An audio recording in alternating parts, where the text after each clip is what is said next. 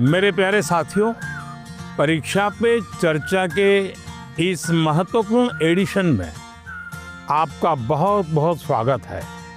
इस बार परीक्षा पे चर्चा कुछ अलग है, कुछ खास है। बहुत सारे स्टूडेंट्स ने मुझे ये सजेशन भेजा था कि देश के अलग अलग हिस्सों में भी परीक्षा पे चर्चा होनी चाहिए। तो इस बार मैंने देश के अलग अलग हिस्सों में भी स्टूडेंट के साथ बैठ करके परीक्षा पे चर्चा की।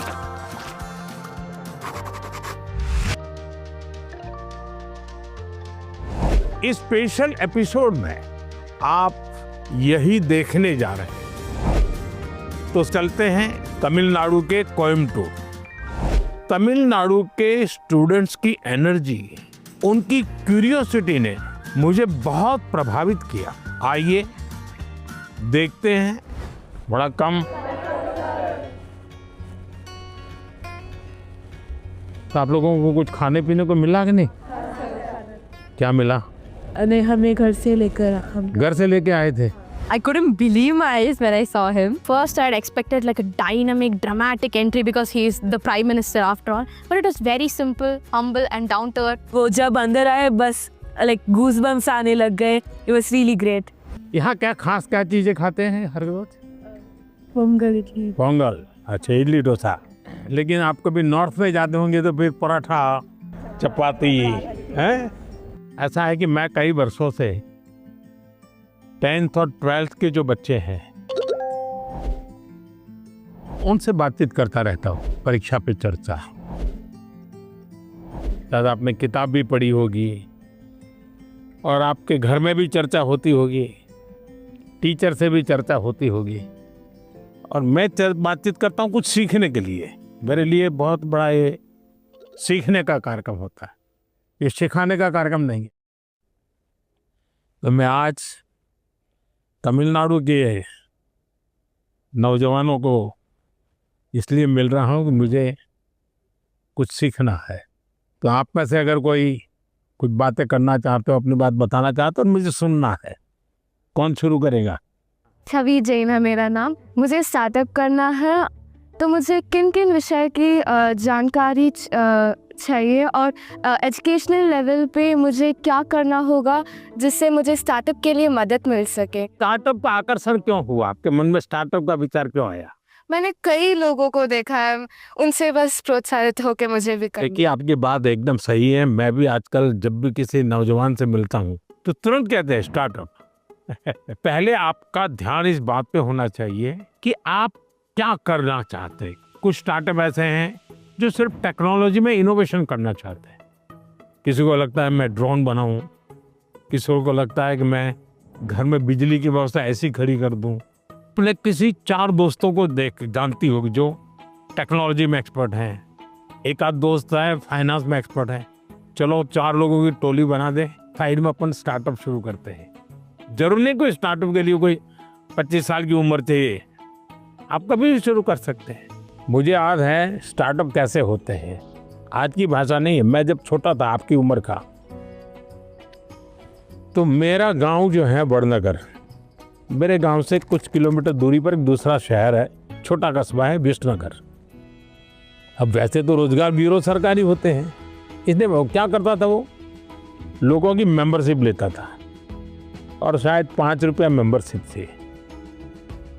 और फिर उनको कहता था कि मैं साल में आपको 5 या 6 पोस्ट कार्ड लिखूंगा और उसमें मैं आपको कहाँ रोजगार आपके अनुकूल है वो मैं जिसको रजिस्ट्री करवानी होती वो लिख करके देता था कि मेरा ये क्वालिफिकेशन है, मुझे ऐसी नौकरी चाहिए, इस प्रकार का काम मैं कर सकता हूँ, मैं इस इलाके में रहना चाहूँगा। जिसका वो रहता था क्वालिफिकेशन, उसको लिखते थे कि आज फलाने फलाने अखबार में फलाने फलाने पेज नंबर पर ऐसा एडवर्टाइजमेंट आया है जो आपके लिए अनुकूल है, तो आप वहाँ प्रयास कीजिए। ये काम वो करते थे। अब ये ऐसा स्टार्टअप था, उनको कमाई होती थी, उनकी तो रोजगारी हो गई पक्की। छोटे छोटे स्टार्टअप से भी काम शुरू हो सकता है। तो मैं समझता हूँ कि अगर आपकी रुचि है तो बहुत अच्छी बात है। हमने एंटरप्रेन्योर बनने का मूड होना चाहिए।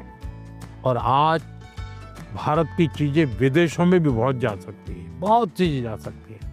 तो थोड़ा आपको अध्ययन करना चाहिए। कुछ स्टार्टअप चलाते हैं, तुमको मिलने जाना चाहिए, पूछना चाहिए। आप स्कूल में एक 4-5 दोस्त लेकर के एक प्रोजेक्ट बना सकते हैं कि भाई स्टार्टअप की शुरुआत कैसे होती है, आइडिया कैसे आता है, वो काम कैसे करते हैं, और एक प्रोजेक्ट रिपोर्ट बनाए। उनको बताना चाहिए मैं तो स्कूल से हूँ, मैं स्कूल का प्रोजेक्ट बना रहा हूँ। तो वो छुपाएगा नहीं, आपसे बताएगा। तो धीरे धीरे आपको ज्ञान भी मिलेगा कैसे कर सकते हैं। His reaction was towards my question when I asked about startup. His reaction and his answer all touched it. इस बात से मैं घबरा जाता हूँ कि कहाँ मेरे साथी मेरे से आगे न चले जाए पढ़ाई में। मेरे आसपास के लोग भी उससे मेरी तुलना करने लग जाते हैं, जिससे मैं और घबरा जाता हूँ। तो ऐसी स्थिति में मैं क्या करूँ?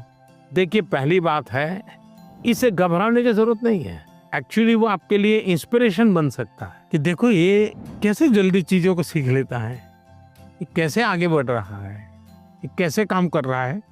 तो एक तो आप उसको ऑब्जर्व करके सीख सकते हैं। खुद की कैपेसिटी बढ़ाते रहना, इसका मतलब कि तुम्हारा मानदंड कौन होगा, वो नहीं होगा, खुद होंगे। खुद को ही एक पैरामीटर बढ़ा देना चाहिए और तय करना चाहिए कि मैं कल यहाँ था, अगले सप्ताह में यहाँ पहुँचूंगा। तो आपका उत्साह बढ़ेगा। अब जैसे हम सोचे कि भी मेरे मन में ऐसी कौन सी विशेषता है, क्या काम है। देखिए, हर एक को हर चीज नहीं आता ही है। देखिए, हर एक को कुछ न कुछ तो आता ही है।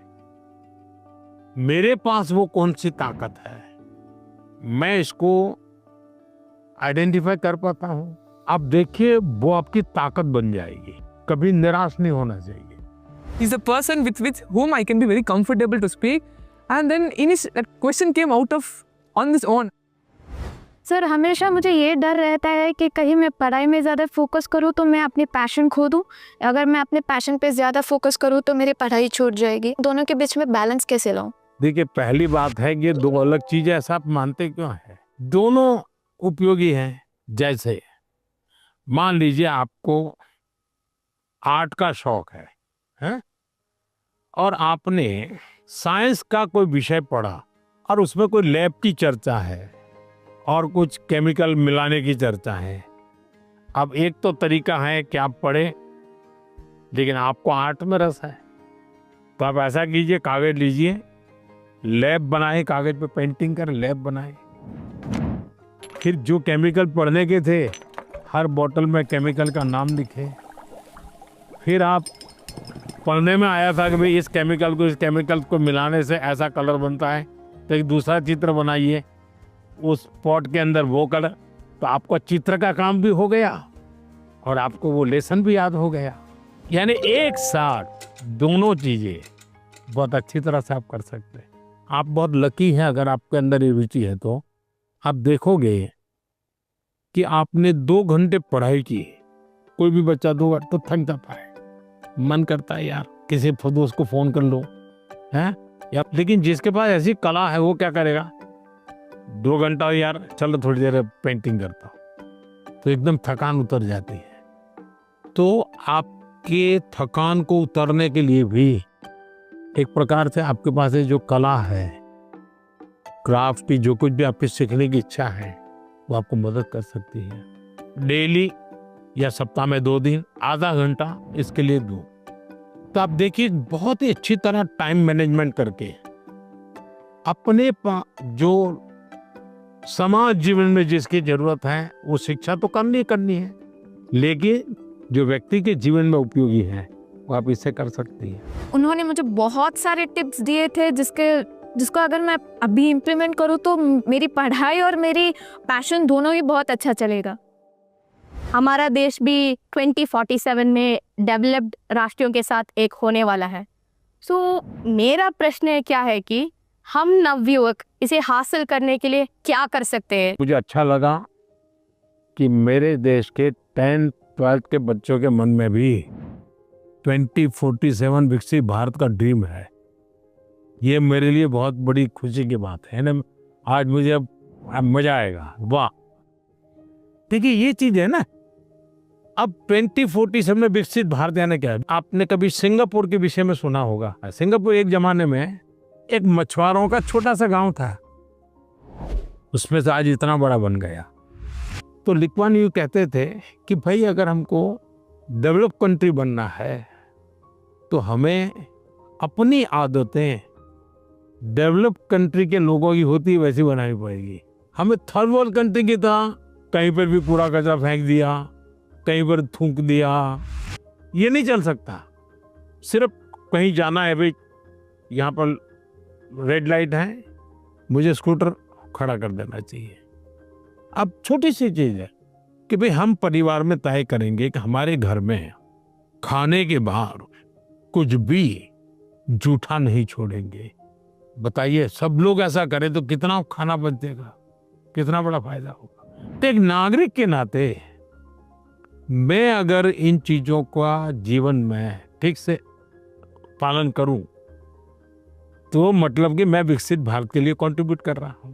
अब जैसे वोकल फॉर लोकल, मैं मेरे देश की चीजें खरीदूंगा, मैं भारत में जो चीजें बनी उसको लूंगा। जैसे मैं कहता हूँ made in India.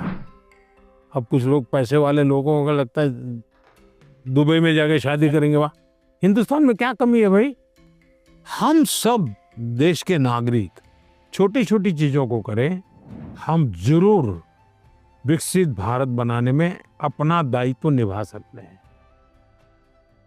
I was shocked that, oh my God, a student is actually concerned about this. And he told us that it's the small steps that matter, not the large ones. मेरा आपसे प्रश्न ये है कि कोई भी छात्र या कोई भी मनुष्य अपना जीवन जब व्यतीत करता है तो बहुत सारे चुनौतियों का सामना करता है। तो ऐसे परिस्थितियों में उसका एक लक्ष्य होता है, पर जब चीज़ें डिफ़िकल्ट हो जाती है तभी हमको हमारा जो मोटिवेशन होता है जीवन व्यतीत करने में वो कम होता है।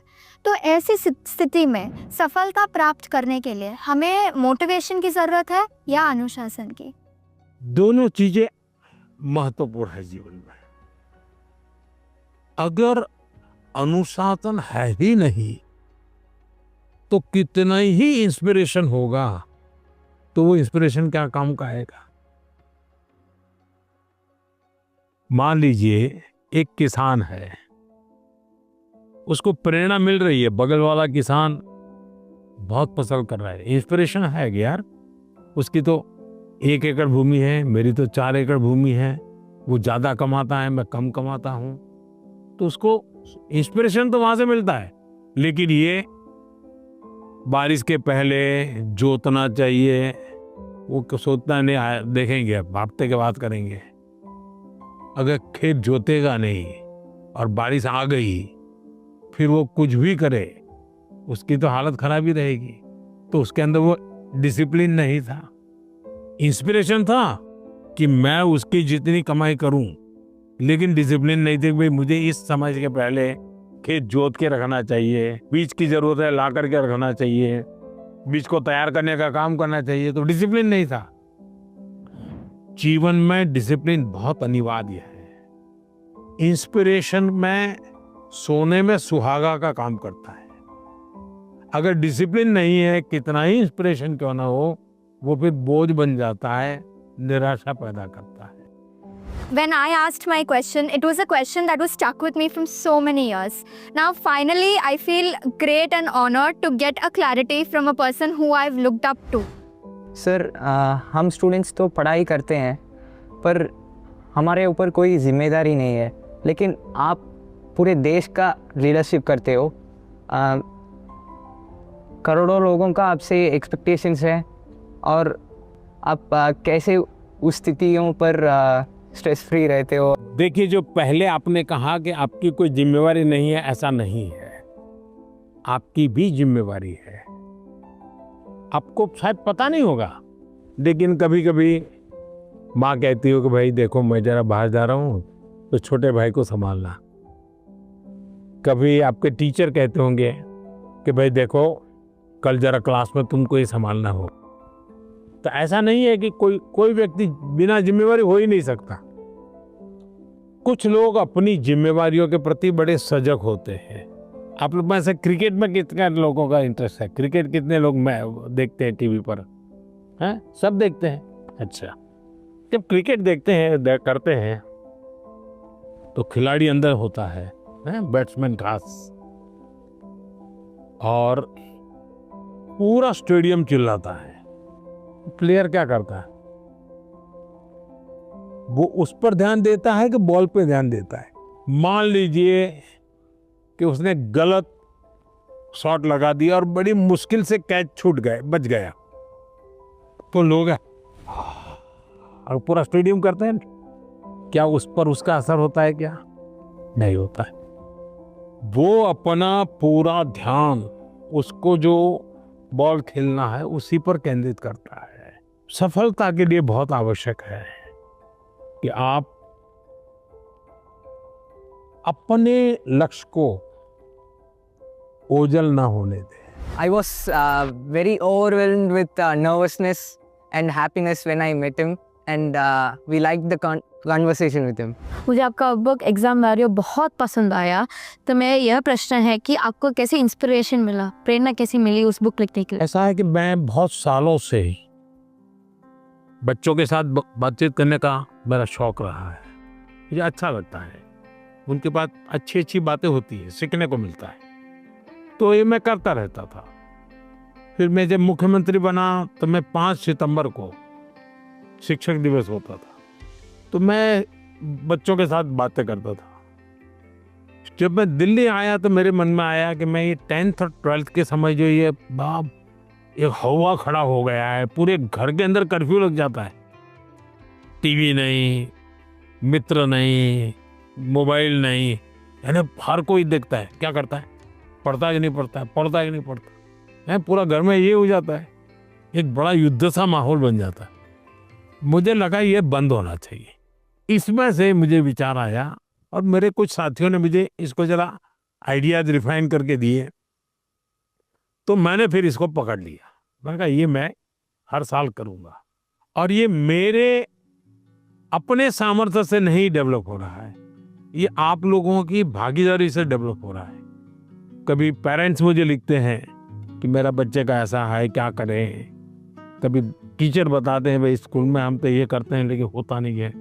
तो फिर मुझे लगता है कि मुझे इसका सॉल्यूशन खोजते रहना चाहिए। तो और मैं तो माँ बाप को जरूर कहूँगा गाइड पर कि कृपा करके परिवार में 10वीं 12वीं का टेंशन मत बनाइए, घर में कर्फ्यू मत लगाइए, हंसी खुशी के माहौल में पढ़ते रहिए।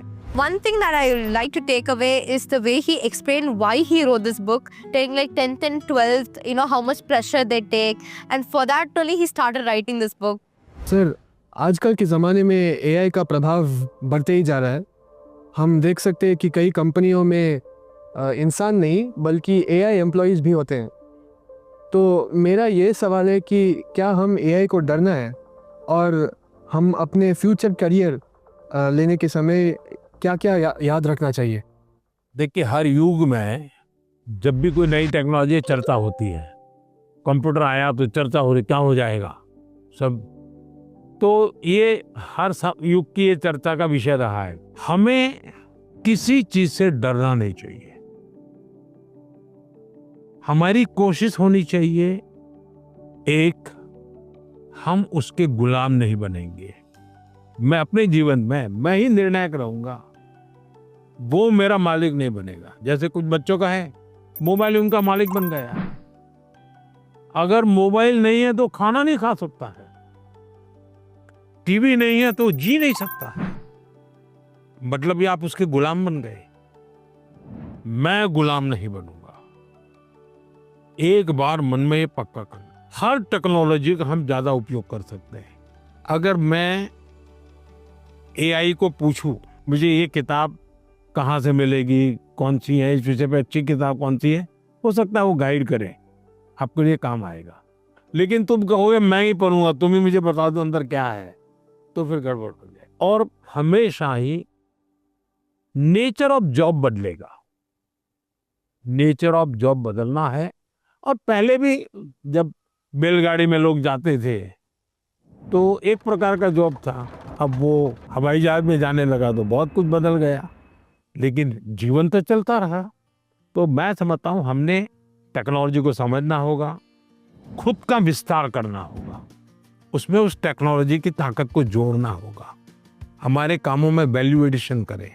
अगर ये होता है तो मैं पक्का मानता हूँ कि कितने ही उत्तम से उत्तम टेक्नोलॉजी क्यों ना आए, हमें उपयोग होने ही वाली है, हमें डरने की जरूरत नहीं है। साथियों, कोयम्बटूर के हमारे युवा साथी पढ़ाई के साथ साथ एआई, स्टार्टअप और फ्यूचर की टेक्नोलॉजी को लेकर बहुत जागरूक है। और मैं कह सकता हूँ यही तो है युवा भारत की युवा सोच, जो विकसित भारत 2047 के संकल्प को नीत नई मजबूती दे रही है। परीक्षा एक ऐसा अवसर है और परीक्षा के लिए हेल्दी कंपटीशन की भावना हमारी तैयारी को और बेहतरीन बनाती है। इन सभी चर्चाओं में स्थान अलग अलग थे, स्टूडेंट्स अलग अलग थे, अनुभव अलग थे, लेकिन हर चर्चा का उद्देश्य एक ही था, हर स्टूडेंट को सुनना, समझना और साथ मिलकर कुछ न कुछ सीखना। आप सभी को मेरी बहुत बहुत शुभकामनाएं। बहुत बहुत धन्यवाद।